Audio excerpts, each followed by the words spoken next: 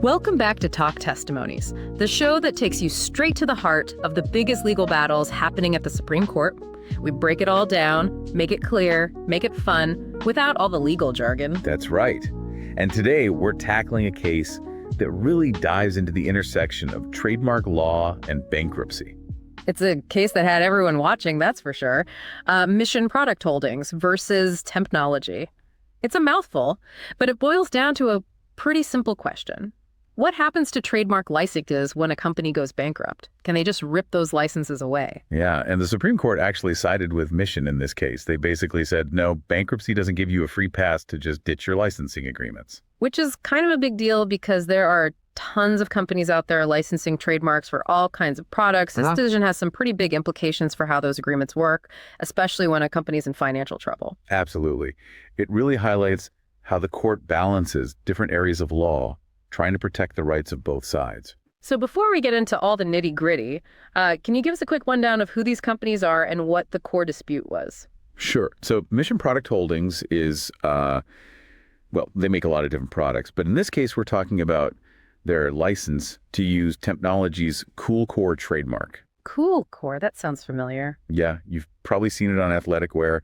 It's a fabric designed to keep you cool and dry when you're working out. Anyway, Tempnology hit some rough waters financially and ended up filing for bankruptcy. As companies sometimes do, sadly. Right, and as part of their bankruptcy proceedings, they tried to use that to get out of the Cool Core licensing agreement with Mission.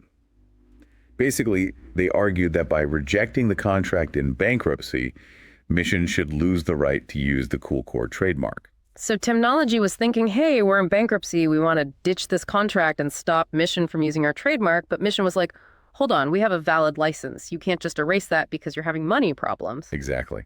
And that's where the legal battle really began. And the Supreme Court ultimately sided with Mission, right? Like you said, they decided that bankruptcy alone doesn't give you the power to just rip away a trademark license. Right. But to really grasp why they ruled that way, we need to dig into the arguments presented by both sides. It's like a legal tug of war. Okay, so let's get into it.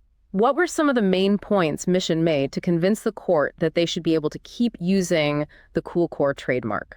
Okay, so Mission's argument was anchored in the idea that a trademark license is, at its core, a contract. And just because one party to a contract is in bankruptcy, it doesn't mean the fundamental principles of contract law go out the window. Makes sense. Contracts are supposed to be binding agreements, right? Right. And they pointed out that if Tempnology wasn't in bankruptcy, if this was just a regular breach of contract, Tempnology couldn't just unilaterally decide to terminate the license. Mission would have legal options, like suing for breach of contract or trying to enforce the agreement. So just because a company's struggling financially shouldn't give them extra power to break their promises, right? At least that was Mission's point. Exactly. They argued that bankruptcy should provide a way for companies to restructure their debts and get a fresh start, but it shouldn't create a system where they have more power to walk away from agreements than they would otherwise have. The court seems to have agreed with that idea, at least to some extent. They did. And Mission also used some interesting analogies to illustrate their point. They brought up what happens when, say, a landlord who owns an apartment building goes bankrupt. Let's say they're behind on repairs and they try to reject their lease agreements with their tenants as part of the bankruptcy process. So using bankruptcy to just kick everyone out. Right. But Mission's point was that in most cases, the tenants wouldn't automatically be evicted just because the landlord rejected the lease. The tenants still have a right to live in the apartment, even if the landlord isn't fulfilling all their obligations under the lease agreement. Ah, so they're saying the same principle applies here. Just because Tempnology wanted out of the licensing deal due to bankruptcy, it didn't erase Mission's existing right to use the trademark. You got it. They used another example too, involving a photocopier lease. Let's say a company leases a photocopier, and the leasing company is supposed to provide maintenance as part of the deal. If that leasing company goes bankrupt and rejects the lease, they might stop providing the maintenance. Which would be annoying, for sure. Absolutely. But they can't just barge in and take the copier back immediately. The company leasing the copier still has rights under the agreement, assuming they're keeping up with their payments. So Mission was essentially arguing that the trademark license gave them a certain property right to use the Cool Core brand, and Tempnology's bankruptcy didn't automatically dissolve that right. Precisely. And they emphasized that even though Tempnology, as the trademark owner, has an obligation to maintain the quality of goods bearing their mark. That obligation is separate from the initial granting of the license itself. Just like a landlord's duty to fix things in an apartment is separate from the tenant's right to actually live there. Makes you wonder if Technology thought they could just wipe the slate clean just by filing for bankruptcy and rejecting the contract. It's not that simple, it seems. Well, that's how it works with some contracts in bankruptcy, but not trademark licenses, as the court clarified in this case. So what about Technology? What arguments did they make to try to convince the court that rejecting the license should, in fact, strip Mission of the right to use the Cool Core trademark? Technology's arguments were rooted in the very specific nature of trademark law, particularly this idea of quality control. They leaned heavily on the Lanham Act, which is the federal law governing trademarks in the U.S. I know listeners can't see me right now, but I'm doing air quotes when I say Lanham Act. Right. And Technology argued that under the Lanham Act, they, as the trademark owner, have a fundamental responsibility to ensure that any goods sold with their trademark on them meet certain quality standards. It's all about protecting the brand's reputation and ensuring that consumers can trust that a product with that trademark is going to be consistently good. Makes sense. You don't want someone slapping your trademark on a shoddy product and ruining your brand's good name. Exactly. And they said that since they were now in bankruptcy, they were worried they wouldn't be able to effectively monitor and control the quality of Cool Core products the Mission was making.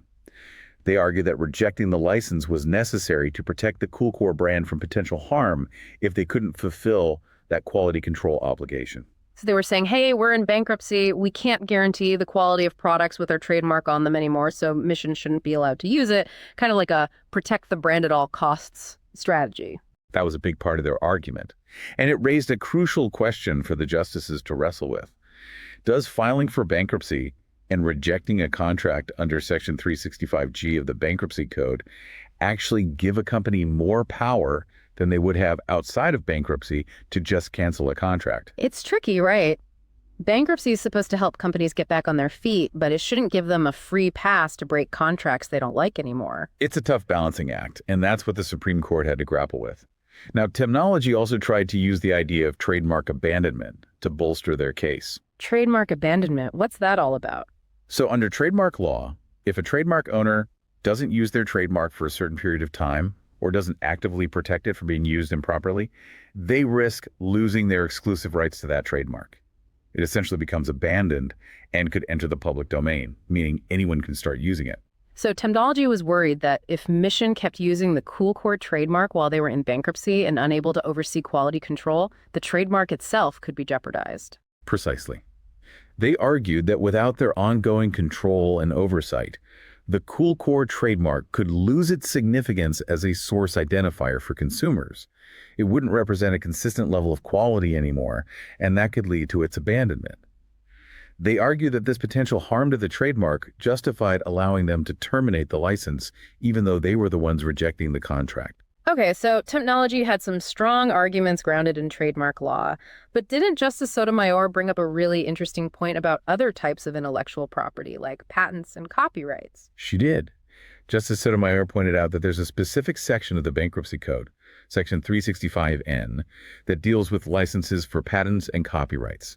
And this section specifically protects licensees of those types of intellectual property if the licensor files for bankruptcy. So under 365N, if you have a license to use someone's patented technology or copyrighted work and they go bankrupt, you can choose to keep using that intellectual property even if the licensor tries to reject the license in bankruptcy. That's right. And Justice Sotomayor asked why trademark licensees shouldn't have similar protections under bankruptcy law. Why treat trademarks differently from patents and copyrights when it comes to licensing agreements? It's a valid question. If there's a specific protection for licensees of other types of intellectual property in bankruptcy, why not for trademarks too? And that led to a fascinating discussion about the legislative history of Section 365N and why trademarks were left out. Now, Congress didn't explicitly say, hey, we're excluding trademarks because... But both sides in the Technology case had their own interpretations of what that exclusion meant. Legal scholars love to debate congressional intent, don't they? It's a big part of their job, for sure. Mission argued that the overall purpose of Section 365N was to move away from a previous legal rule called the Lubrizol rule, which often resulted in the automatic termination of intellectual property licenses if the licensor filed for bankruptcy. Lubrizol rule. Sounds very official. Very.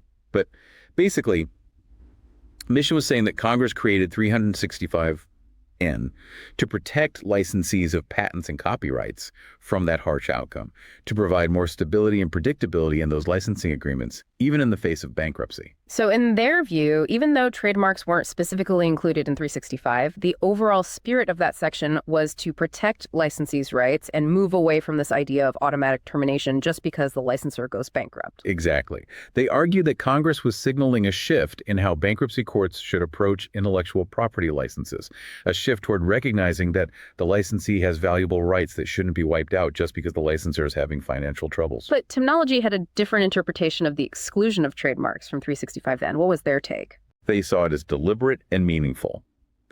They argued that Congress specifically left trademarks out of that section because they recognized that trademarks are unique and quality control is absolutely crucial for maintaining a trademark's value and protecting consumers.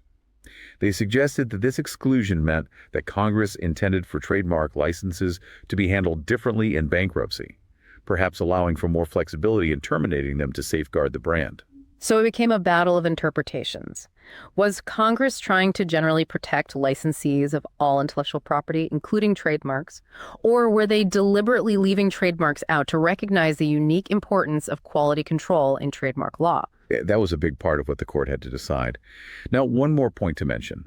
Tempnology cited a previous case, Gorenstein Enterprises v. Quality Care USA, to try to support their argument that a licensor's breach should be enough to end a licensee's right to use a trademark. But Mission pointed out a key difference. In the Gorenstein case, it was the licensee who had violated the terms of the licensing agreement, not the licensor. So in Gorenstein, the licensee messed up, and the court said the licensor was justified in ending the agreement.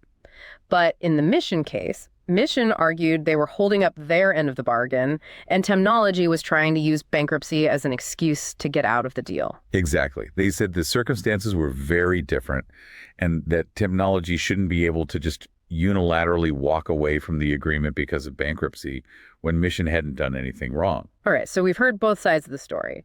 We know the Supreme Court ultimately ruled in favor of Mission, upholding their right to use the Coolcore trademark, even though Temnology was in bankruptcy. But now it's time for the moment you've all been waiting for. It's time to put on our imaginary Supreme Court robes and step into the 10th chair. This is where we get to play Supreme Court justice for a day, right? Exactly. So based on everything we've discussed, all the arguments, the legal principles, the precedents, if you were the 10th justice on the Supreme Court, how would you have voted in this case? Tough decision. But I have to say, after weighing all the arguments, I think I would have sided with the majority and voted in favor of Mission Product Holdings. The idea that rejecting a contract in bankruptcy doesn't automatically erase previously granted property rights is pretty compelling, especially when you consider the analogies to real estate leases and other types of contracts. It does seem unfair to give companies in bankruptcy more power to break contracts than they would have otherwise. Right. And while I understand Tempnology's concerns about quality control, especially within the context of trademark law, bankruptcy law already has mechanisms in place to handle breaches of contract and allow for damages to be claimed. So even if Mission's use of the trademark did somehow harm the brand, Temnology would still have legal options to address that. Exactly. And let's not forget, the responsibility to actively protect a trademark ultimately rests with the trademark owner. So even if Mission is the one using the Coolcore trademark, Temnology still has a duty to make sure it's being used properly and to take steps to prevent any harm to the brand. And if they believe Mission's use is harming the trademark, they can always pursue legal action for trademark infringement. Precisely. Now, the exclusion of trademarks from Section 365N does raise some questions, but I don't think it automatically means Congress intended for trademark licenses to be treated completely differently in bankruptcy. It might suggest that Congress recognized the unique aspects of trademark law, but that doesn't necessarily mean they were throwing out the fundamental principles of contract law or undermining the protections that bankruptcy law generally aims to provide for licensees. It's all about striking that balance, right? Exactly. And in this case, I think the balance tips in favor of protecting Mission's pre-existing right to use the trademark. I'd be concerned about setting a precedent that allows companies to simply use bankruptcy as a way to claw back licenses they've already granted, especially when the licensee has upheld their end of the bargain. Wow, you've really laid out a thoughtful and well-reasoned opinion there, Your Honor. Haha, thanks. It's amazing how much depth there is to these seemingly simple legal questions, right? Mission Product Holdings v. Technology really shows how the Supreme Court has to navigate these complex intersections of different areas of law, like bankruptcy and intellectual property, while also upholding fairness and protecting the rights of both parties. It definitely highlights the importance of thinking critically about how different areas of law interact. What might seem like a straightforward rule in one area can have unexpected consequences in another. It makes you realize just how intricate our legal system is. Well, we hope you've enjoyed this deep dive into Mission Product Holdings v. Technology. It's a case that has a lot to teach us about the delicate balance between contract law, trademark law, and bankruptcy law. What are your thoughts on how the Supreme Court handled this case? We always love to hear from our listeners, so feel free to reach out to us on social media or through our website. And of course, be sure to tune in next time for another captivating exploration of a landmark Supreme Court case, right here on Talk Testimonies. See you next time.